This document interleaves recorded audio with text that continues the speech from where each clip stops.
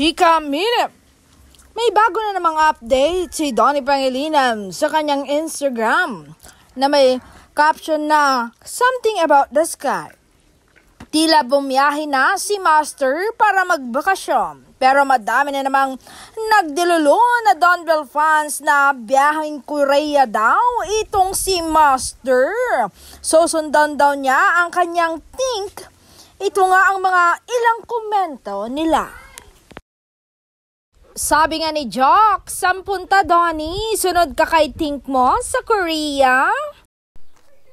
Ay naman kay It's Bunny, si think nasa Korea Don, san punta mo? Ay naman kay Magpalimhay, sinundan niya na yung nag-iisang Diyosa niya, ingat lagi.